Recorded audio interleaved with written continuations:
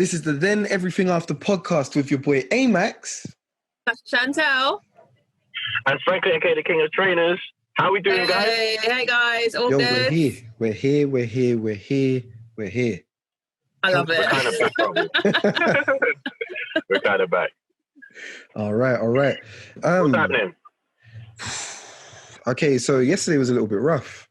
From being honest. It was a little bit rough. Mm-hmm. I think I just put my phone, when the news came in, I just saw it, because I saw it as I woke up. It was like the first thing I saw.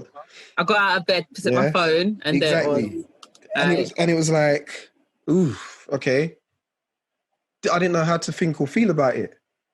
Mm. You know, it was like, wow, it's like surreal a bit. So I've gone looking around, looking at what people have been posting. I saw this motivational speech conversation, motivational speech that he done some years back, I think at Howard University. That was the only thing I posted about it. Just that little clip. I was like, you know what? Let him be remembered for something positive rather than all the foolishness in the run up to this point. So as a backstory, who are we actually talking about here? We are talking about Chadwick Boseman. That's right, Mr. Chadwick Boseman. Yeah. AKA the Black Panther. Exactly. Black Panther. AKA the change dynamic in Hollywood. Yeah, and I'll say change in the sense that the impact of him in the Marvel movies, it's not like he was the first black Marvel character, but it was the significance of that film. And when I say that film, the Black Panther, and the characters used and the way everything was depicted, that had a massive impact. But obviously this conversation today really is about kind of like the effect Chadwick Boseman had by his role playing the Black Panther. Also the online bullying, where people were like making fun of him over the last couple of years, for losing weight, and the impact him playing the Black Panther had on how black people are seen in, I guess, action roles, in action adventure roles, and just in film in general. Yeah. So who would like to take the gauntlet? I'm going to put a fab forward. Right, King of Trainers, let's go. I got a lot to say about this. Okay, cool. Well, yeah, I mean, I think I posted on my IG that, I was very fortunate enough to be selected to be chosen to be featured on the Marvel page, the Black Panther page, and the Marvel Studios page at the time. And I didn't know how significant it was until he passed away, which I said on my post, that I got the chance to be him for the day. I got the chance to be a superhero for the day when I posted. And that feeling is literally what he gave everybody by playing that particular character. Not to take away anything from his other roles. He's an amazing actor. He's top-notch, award-winning actor. But that particular role of the Black Panther, it done so much for society. The problem I find is when there's a role like that, there's other black people that say, oh, it's political or it's done because of this, who cares? Who cares? Like, my thing is, show the children. It's not about us no more. It's not about us. It's about the kids. If the kids like it and the kids say, yo, that's a black superhero, that's enough. We don't need to get into the politics. Why do we do that? Why? I have no idea. Because I feel that sometimes as black people, we take things over too seriously. Like, everything has to be a conspiracy against us. Everything has to be, no, the Black Panther character was created in I think it's the 60s, right? Originally, I think so. And he come and they're doing a film about it and they're making it people feel good. It's a feel good film. He's a feel good character and he was a feel good actor. And what he did offline was so as significant as what he did online. So, I mean, sorry, not online, on screen. He made people feel good. He motivated people. He was such a warm person. And it was really sad to hear that people kind of attacked him for losing weight and stuff like that. And they didn't even know what was going on. Sad, man. Yeah. And just disgusting. It's like, why? Why? Yeah, so my thing is really to kind of salute the man. He was only 2 years older than me. You know, and just it made me reflect on my own life and make sure that, you know, my health is intact. But something like that, when cancer comes to you like that, you know, my dad's going through it at the moment, there's really nothing you can do apart from try to be healthy. You know, so I just can't imagine what he was going through, you know, going to chemo and filming at the same time. So I just want to give all glory to him. You know, his legacy will continue, you know, and he's our superhero. Like, he is, like, there's a piece of Black Panther in every person that believes in it, like, that believes, you know, all the naysayers, all the people that were dissing the film, all the people that, you know, they can just go and jump off the cliff. That's just my opinion anyway. But no, seriously, straight talk. That's like, a shared collective feeling. That's a collective. Yeah, they can just jump off a cliff. Anyone who was dissing him for losing weight, they can just go and jump off a cliff too. So that's just how I feel about the situation. It's a very sad situation. I cried real tears like yesterday, like real tears, because it's like, yeah, you know, I wouldn't say he, you know, is an actor that I've known for a long time, you know, but his impact has been felt, and that film for me was incredible. So God bless him. Yeah, that's amazing. No, and I feel like you've covered so much there with that. With me, I loved him in Get Up. I loved him as James Brown. I thought it was absolutely brilliant. I know a lot of people didn't think he did a good job. I thought he was fantastic and dynamic in that role, even before Black Panther. I feel quite cheated. I think loads of us feel cheated. Yeah, he wasn't. It's like he still had so much more. He had so much more to go. And obviously that was his time. But we all feel like, as film lovers, that our favourite actors have a way to go. And I was looking forward to the next Black Panther with him as the lead in that. So I'm a bit like now, who's going to take it over and whatever. But at the end of the day, the impact he's had is amazing. Seeing that clip of him going to hospital and seeing those sick children, knowing that he was sick himself, I think we can all learn from that and just get a bit more humility in us and remind ourselves about what impact are we making. We don't have to be famous to make an impact. And that's what I've taken from him. It's like, what can I do to help other people? What part can I play to make my time count here? And I think if we all did that, it'd be better for all of us. But how many people actually do that? Who knows? But I know I took that from the whole situation. And honestly, God bless him and thank him for all the work he's left us, because his work is absolutely a beautiful catalogue of work. Beautiful catalogue of work. Yeah, no, 1,000. Trillion times. Trillion times. Like, there was like a clip that I saw with him on the Jimmy Fallon show where people that was so good. Before.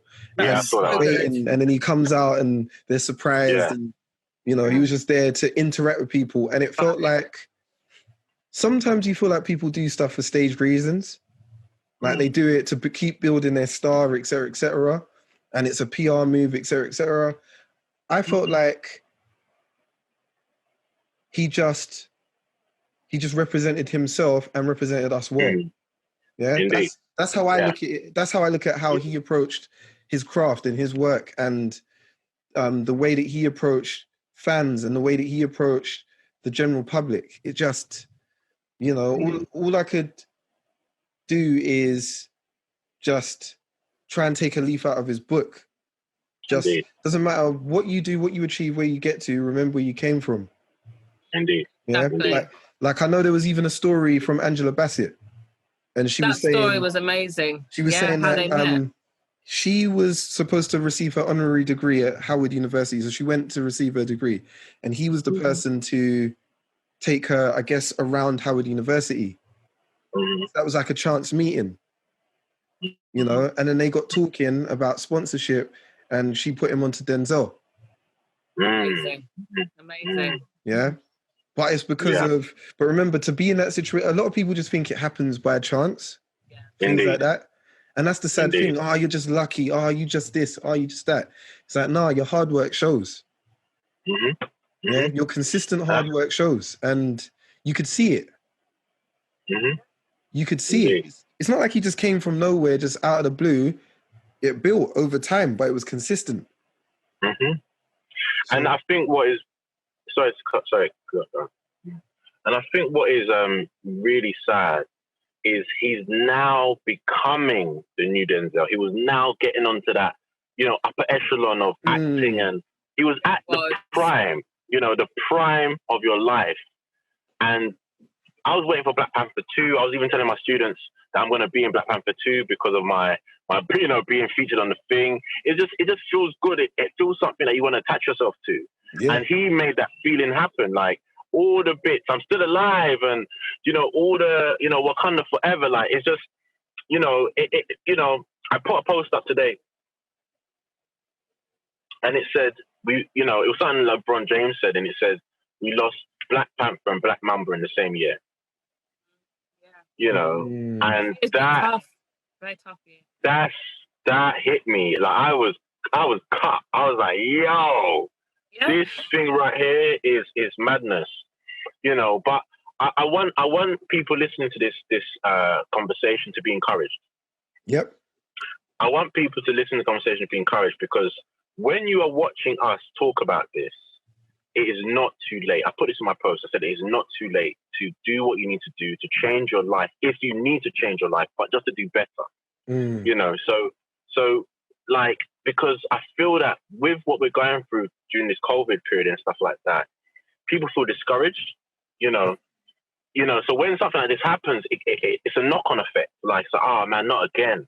Do you get what I mean? And, friends passing, famous people passing and stuff like that, you really feel that, like, everything's going wrong. But don't feel discouraged, because you're watching us, we're talking about this, we're grieving about this man, but it shows that he did it, so anyone watching this, you can do it too. Just use him as an example, use him as strength. If you're going through particular things like cancer and stuff like that, try your best to use it as encouragement, because one thing we have to point out is, even though he did lose weight, no one can tell you that he definitely had this particular type of cancer, because his attitude led him to continue. Does that make sense? Like, he was still on stage, he was still doing the good speeches, he was still motivating people, he was still, you get what I mean? He's going strong. So I definitely think that we need to recognize that and hold on to it and make sure that people feel encouraged. Definitely. Yeah, definitely. 100%. I co-sign that, man. 100%. I feel like it's very easy to, when faced with these situations, reflect in a negative way. Indeed. Look inwardly, maybe feel a little bit powerless because of the situation, but it should be a reminder to live your best life. So it should be a reminder, live your best life at every moment given, and any challenge that you face, just understand that you're still here. And if you're still here, you're still here for a reason. Indeed. It's been a very tough time. We lost our superhero, man. Like, there's nothing else you can say. Like, we lost our superhero. We did. And it sounds so crazy, but when you look at when we were kids, and you see Christopher Reeves, and he's a Superman, and he's passed away now, right? I mean, sorry, but I know he had a horse accident that made him, paralyzed. Paralyzed. But that was so long after he had the run of being Superman. Does that make sense? It's a bit like, Batman and all the Batmans and the Joker and all these different superheroes that are non-black. They've had such a long run. You get what I mean? Let's shout out Denzel Washington. Wesley Snipes as well, because he's still here. Exactly. But it's so sad that someone like him, coming into his prime, being the Black Panther, and coming into the Black Panther 2, and then you get what I mean? Every other superhero got their chance to reign, innit? But I feel a bit bitter, seriously.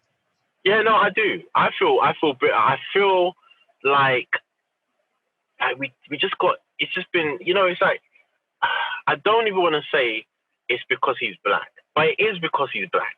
I connected with him a lot more than a lot of these superheroes, and he got taken away from us too soon. Just too soon. Do you get what I mean? Let him have his reign. Really, you get what I mean? Like, it cut me, man. It really cut me, his death. I got a question around this. So there's like schools of thought, and so without sounding like it's just cold and I got no emotion to this situation, because obviously like the impact of it is a lot. It's a lot to take in. Like it will be weird for a while. Like I think I'll look at stuff online and then it'll be like, oh yeah. It'll be oh yeah. Every time I see him, it'll be oh yeah. Because it's still not, it's not real. Like certain situations are real and you just know them to be real and final. It just happened so suddenly and so it just like under the radar. Yeah, definitely. It didn't build to it like he was getting sick. We know he's sick. It wasn't like Steve Jobs, where Steve Jobs was sick and we knew he was sick and then he passed. He was just with us and then he wasn't. Yeah. It's a lot. It's a lot. But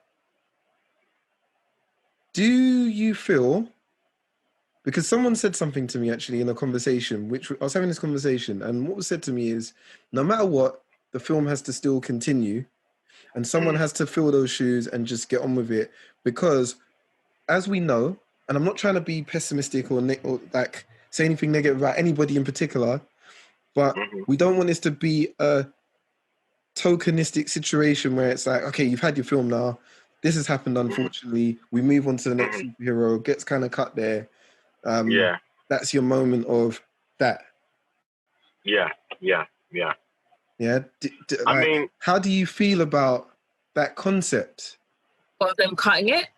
Of someone else filling the shoes versus them saying, if it ain't Chadwick, just kind of cut it there. No, they need to continue this film. Point blank. You know what? I'm a bit 50-50 if I'm honest.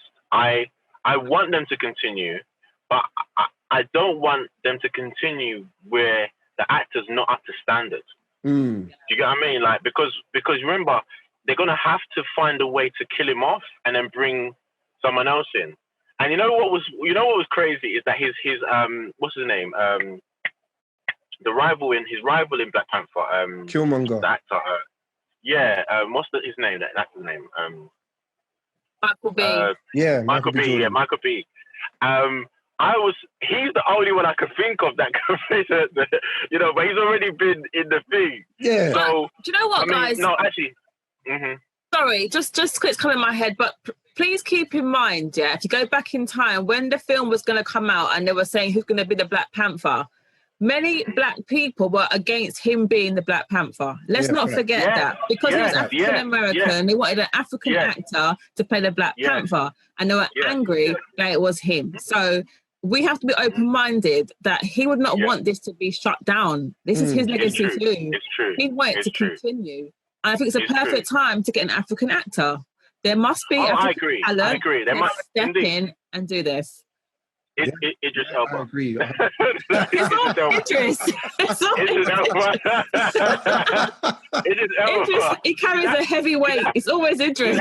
Always Idris.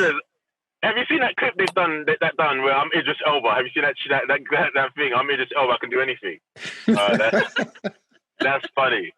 But yeah, Idris is African, so he can do it. He could do it. He's done. I just think it's a perfect time. He would never want this to end. He would never want it to end.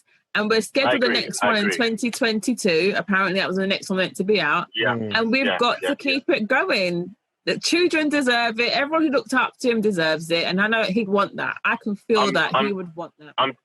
I'm definitely going to celebrate Black Panther 2. I'm going to go, like, I celebrated it a bit.